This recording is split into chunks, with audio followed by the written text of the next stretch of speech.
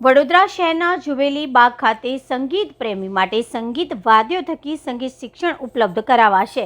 6 જેટલા વિશેષ પ્રકારના ડિઝાઇન સાથે સંગીત વાદ્યો મૂકવામાં આવ્યા છે, જ્યાં તાલીમ વિના પણ લોકો સંગીતના સૂર રેલાવી શકાશે। શહેરના જુબેલી બાગ ખાતે સંગીતના શોખીનો માટે રાવપુરાના ધારાસભ્યના સહયોગ અને માર્ગદર્શન હેઠળ 6 જેટલા સંગીત વાદ્યો મૂકવામાં આવ્યા છે, જેમાં થકી સંગીત પ્રેમીઓ સંગીત શીખી શકશે, જેનો સોમવારે સાંજે શુભારંભ કરવામાં આવ્યો હતો। કલાનગરી વડોદરા શહેરને સંગીતનું નવું નજરાણું હવે મળી ગયું છે। શહેરના જુબેલી બાગ ખાતે ગુજરાત વિધાનસભાના મુખ્ય દંડક અને રાવપુરા વિધાનસભાના ધારાસભ્ય બાલકૃષ્ણ શુક્લના ગ્રાન્ટમાંથી સહયોગ અને માર્ગદર્શન હેઠળ સંગીતના વિવિધ પ્રકારના 6 જેટલા સંગીત વાદ્યો મૂકવામાં આવ્યા છે। આ સંગીત વાદ્યો ખાસ પ્રકારની ડિઝાઇન સાથે યુકેથી મંગાવવામાં આવ્યા હતા અને જેને સોમવારે જુબેલી બાગ ખાતે મૂકવામાં આવ્યા છે। અહીં સંગીત પ્રેમીઓ પોતાના અંતરથી જે પણ સંગીત વાદ્યો મનગમતા હશે તેના સૂર રેલાવી શકશે, સંગીત શિક્ષણ થકી પારંગતતા કેળવી શકશે। અહીં QR કોડના માધ્યમથી મનગમતું સંગીત વાદ્ય પસંદ કરીને વગાડી શકાશે। સંગીત વાદ્યો કોઈપણ ઋતુમાં ખરાબ ન થાય તે રીતે ખાસ પ્રકારે તૈયાર કરવામાં આવ્યા છે। દર શનિવારે અને રવિવારે સવારે તથા સાંજે સંગીત નિષ્ણાત ગ્રુપ જનતાને સંગીત વાદ્યોનું નિઃશુલ્ક તાલીમ આપવામાં આવશે। સોમવારે જુબેલી બાગ ખાતે શુભારંભ કરવામાં આવ્યો હતો, જેમાં રાવપુરા વિધાનસભાના ધારાસભ્ય બાલકૃષ્ણ શુક્લ, સાંસદ ડોક્ટર હેમાંગ જોશી, શહેર ભાજપના પ્રમુખ ડોક્ટર જયપ્રકાશ સોની, મેયર પિંકીબેન સોની, ડેપ્યુટી મેયર ચિરાગભાઈ બારોટ, પૂર્વ મંત્રી રાજેન્દ્ર ત્રિવેદી, ભૂપેન્દ્ર લાખાવાલા તથા પિયાનો માસ્ટર ધ્રુમિલ પંચોલી સહિતના સંગીત પ્રેમીઓ ઉપસ્થિત રહ્યા હતા।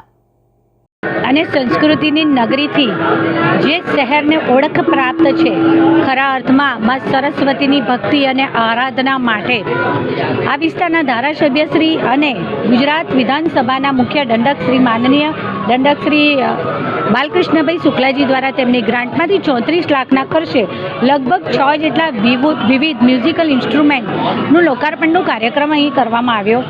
આ એવા ઇન્સ્ટ્રુમેન્ટ્સ છે કે જે અબાલ વૃદ્ધ સૌ એટલે નાના બાળકથી લઈ અને વૃદ્ધ સુધી હર કોઈ આની પર પોતે સંગીતની આરાધના કરી શકે તેમ છે। તો સાથે સાથે આ સંગીત માટે એના માટે મ્યુઝિકલ ઇન્સ્ટ્રક્ટર પણ નીમવામાં આવ્યા છે, જેઓ દ્વારા જુબેલી બાગ ખાતે સવારે 3 કલાક અને સાંજે 3 કલાક આ મ્યુઝિક ઇન્સ્ટ્રુમેન્ટ પર તાલીમ આપવામાં આવશે, જેથી કરી અને કલા અને સંસ્કારીની સંસ્કૃતિની નગરી એવા વડોદરા શહેરના મારા કલા રસિક નાગરિકો માં સરસ્વતીની આ સંગીત સાધના કરી શકે। અને વિનામૂલ્યે આ ચાલતી ટ્રેનિંગ લગભગ 6 મહિના જેટલી આ ટ્રેનિંગ છે, જેના દ્વારા એમાં નિપુણતા પ્રાપ્ત કરી શકાય છે। હું સૌને ખૂબ ખૂબ અભિનંદન પાઠવું છું અને વડોદરા શહેર માટે, કલાની નગરી માટે આ નવતર પ્રયાસ છે। આગામી સમયમાં બીજા અમુક ઘણા સ્પોટ પર આવી રીતની આપણે શરૂઆત ચોક્કસ કરી શકીએ અને તેમાં સૌ સાથે જોડાઈ અને માં સરસ્વતીની આરાધના કરી શકીએ। હું સૌને ખૂબ ખૂબ અભિનંદન પાઠવું છું। આજના આ કાર્યક્રમમાં ગુજરાત વિધાનસભાના દંડક શ્રી બાલુભાઈ શુક્લાજી, સાંસદ શ્રી હેમાંગભાઈ, વડોદરા શહેર ભારતીય જનતા પાર્ટીના પ્રમુખ શ્રી ડૉક્ટર જયપ્રકાશ સોની, ડેપ્યુટી મેયર ચિરાગભાઈ, સ્ટેન્ડિંગ સમિતિના ચેરમેન શ્રી ડૉક્ટર શીતલભાઈ મિસ્ત્રી, મારા સૌ સાથી સભાસદશ્રીઓ, આ વિસ્તારના અગ્રણી પૂર્વ મંત્રી એવા લાખાવાલાજી, પૂર્વ મંત્રી એવા રાજેન્દ્રભાઈ અને મારા સૌ સાથી સભાસદશ્રીઓ, સૌ કલા રસિકો, સંગીત રસિકો અને આ વિસ્તારના નાગરિકોને મેં કહ્યું તેમ અબાલવૃદ્ધ સૌએ ઉમળકાભેર આ કાર્યક્રમમાં ભાગ લીધો। હું સૌને ખૂબ ખૂબ શુભેચ્છાઓ પાઠવું છું। આજે બુદ્ધ પૂર્ણિમાના દિવસે ગુજરાતની સાંસ્કૃતિક રાજધાની એવા વડોદરા શહેરમાં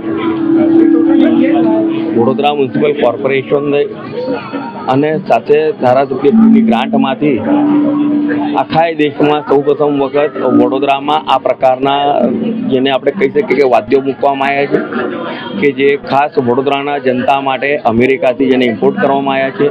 આ વાદ્યો એ પ્રકારના છે કે અબાલ વૃદ્ધ બધા જ લોકો તેને વગાડી શકે છે, સાથે ઓલ વેધર પ્રૂફ છે, એટલે વરસાદમાં પણ કંઈ નહીં થાય, ગરમીમાં પણ કંઈ નહીં થાય એવા વાદ્યો છે।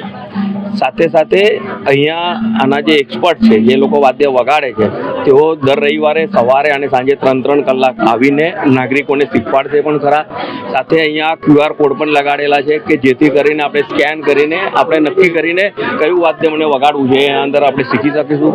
આપના માધ્યમથી તમામ નગરજનોને વિનંતી કરું છું, એકવાર આપણે સહકુટુંબ અહીંયા આવીએ અને જે મહારાજા સાહેબનું, સયાજીરાવ ગાયકવાડ સાહેબનું એક જે સપનું હતું અને આજે બુદ્ધ પૂર્ણિમાના દિવસે અહીં પરિપૂર્ણ થઈ રહ્યું છે, ત્યારે મને લાગે છે કે આ એક નવલું નજરાનું છે અને તેનો આપણે બધા ઉપયોગ કરવો જોઈએ.